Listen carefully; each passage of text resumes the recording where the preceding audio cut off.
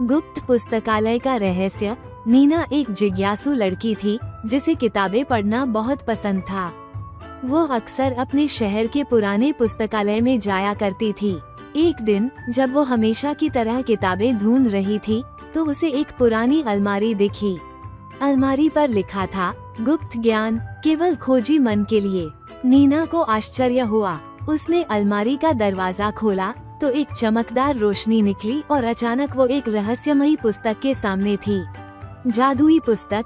जब नीना ने किताब खोली तो अक्षर खुद ब खुद चमकने लगे। किताब में लिखा था, अगर तुम सच्चे मन से ज्ञान की खोज करोगी तो ये पुस्तक तुम्हें एक रहस्य बताएगी।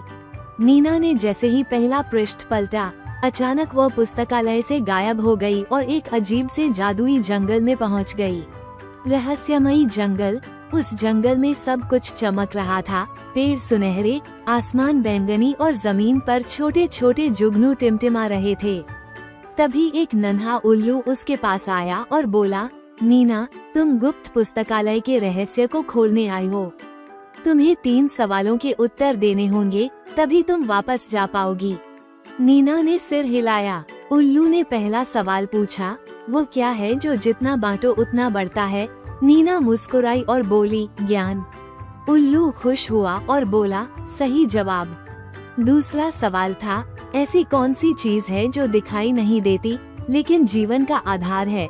नीना ने सोचा और बोली, हवा। उल्लू फिर खुश हुआ।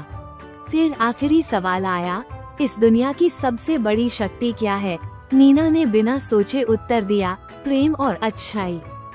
वापसी और नई शुरुआत। जैसे ही नीना ने सही उत्तर दिया, जादुई जंगल की हवा तेज हो गई और अगले ही पल वो फिर से पुस्तकालय में थी। उसकी किताब अब बंद हो चुकी थी, लेकिन उसके कवर पर नया शब्द लिखा था, अब तुम भी इस रहस्य की रक्षक हो।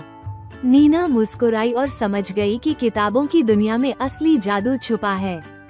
उसने ठान लिया कि वो हमेशा ज्ञान की खोज में आगे बढ़ेगी और दूसरों को भी किताबों की शक्ति के बारे में बताएगी।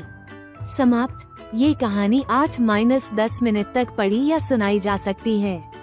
इसमें ज्ञान, रोमांच और बच्चों की कल्पना को प्रेरित करने वाले तत्व हैं।